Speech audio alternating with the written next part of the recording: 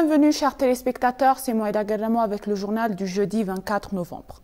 La Chambre des représentants du peuple a annoncé qu'elle tiendra sa 6e réunion ordinaire de la 2e année de mandat demain à partir de 3 h du matin. Lors de la réunion, le Conseil examinera le rapport et la proposition de résolution sur un projet de loi préparé pour établir l'Ethiopian Broadcasting Corporation et approuvera le projet de loi.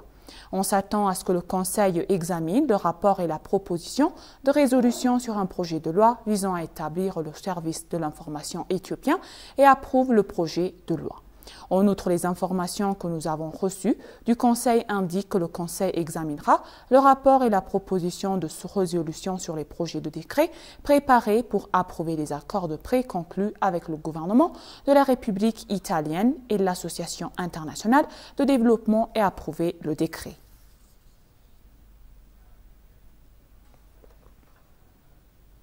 Le Premier ministre Abiy Ahmed a donné une formation aux jeunes et de hauts diplomates du ministère des Affaires étrangères à la direction du ministère. La formation offerte par le Premier ministre à l'African Leadership Excellence Academy était axée sur la politique des relations extérieures de l'Éthiopie, les trajectoires de la nouvelle diplomatie éthiopienne, les défis, les perspectives et la voie à suivre, ainsi que les attentes des diplomates ont également été les sujets abordés par la formation.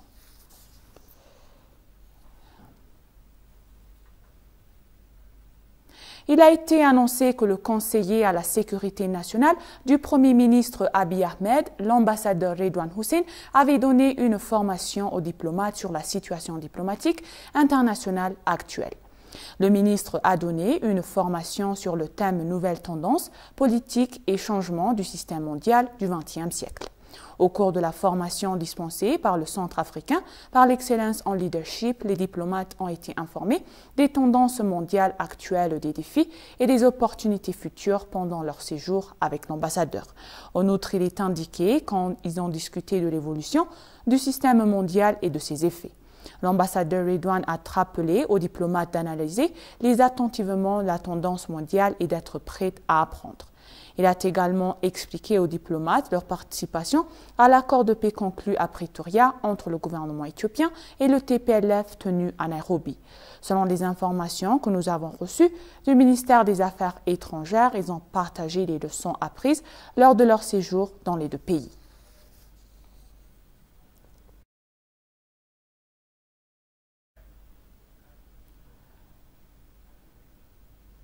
Le vice-premier ministre et ministre des Affaires étrangères Demek Emekonnen a déclaré que les États membres de l'Union africaine avaient redoublé d'efforts pour industrialiser et stimuler le commerce intra-africain.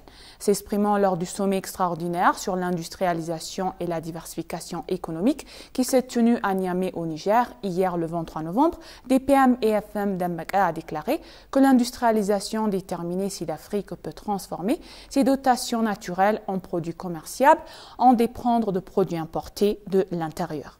DPM-EFM Demek qui a souligné l'importance d'allouer les ressources nécessaires pour relancer l'industrialisation sur le continent et transformer l'économie, ont également appelé les États membres de l'Union africaine déterminés à transformer des visions en actions réalisables.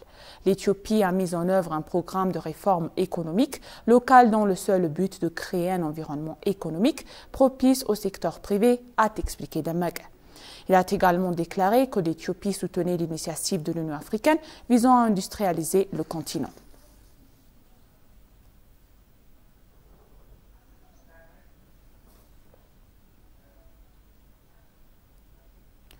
Le vice-premier ministre et ministre des Affaires étrangères Demek Emekonnen a discuté de questions bilatérales et régionales avec le ministre nigérien des Affaires étrangères Geoffrey Enyama à Niamey.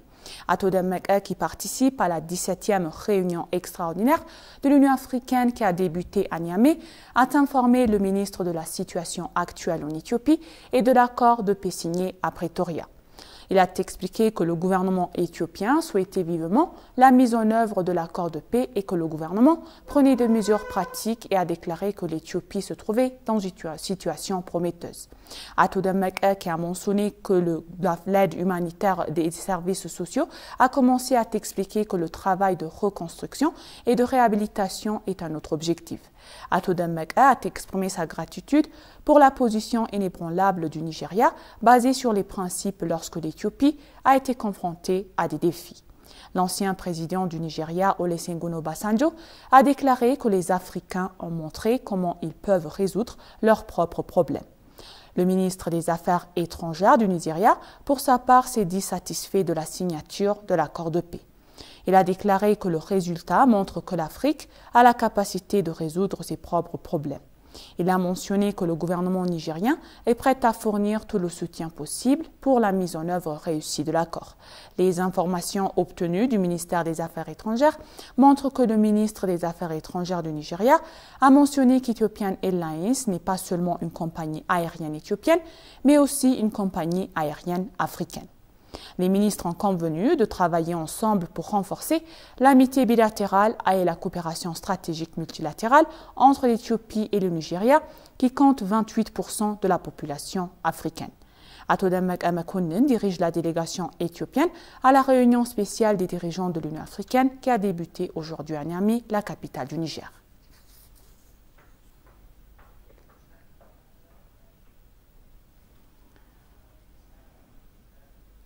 Les négociateurs du TPLF ont déclaré qu'ils travaillaient à la mise en œuvre de l'accord de paix signé avec le gouvernement fédéral au Kenya.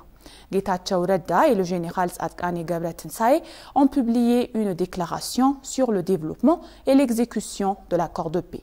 Informant les journalistes au Tigré, les négociateurs du TPLF ont déclaré qu'ils étaient d'accord pour désarmer et travailler pour l'exécution de l'accord de paix. Getachew Redda, qui était l'un des négociateurs du TPLF, a pour sa part déclaré qu'après la conclusion de l'accord de paix, l'aide humanitaire est acheminée dans la région du Tigré. Ils ont noté que si l'accord de paix devenait la réalité, ils auraient un rôle important à jouer pour assurer une paix durable ainsi que pour résoudre les différends de manière pacifique.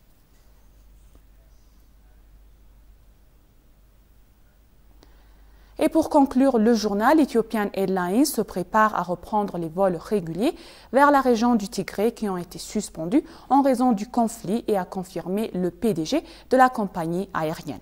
Le PDG d'Ethiopian Airlines, Mesfin Assaw, a déclaré que des préparatifs sont en cours pour reprendre les vols réguliers vers la région du Tigré suite à l'accord de paix conclu entre le gouvernement éthiopien et le TPLF. Mesfin a expliqué que l'accord de paix sera d'une grande importance pour accélérer l'accès des fournitures humanitaires au-delà des services du vol normaux fournis par la compagnie aérienne. Le PDG a mentionné que parmi les aéroports de la région, les aéroports de Mekelle et Shire sont en bon état et sont pratiques pour reprendre les vols. Suite à l'accord de paix conclu à Pretoria, en Afrique du Sud, le gouvernement éthiopien a déclaré qu'il s'engageait à travailler avec détermination pour rendre l'aide humanitaire largement accessible à la région du Tigré, rappelle le rapport de l'ENA.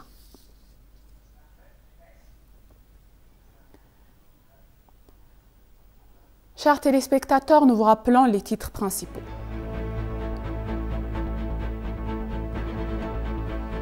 Les négociateurs du TPLF se disent prêts à mettre en œuvre l'accord de paix signé.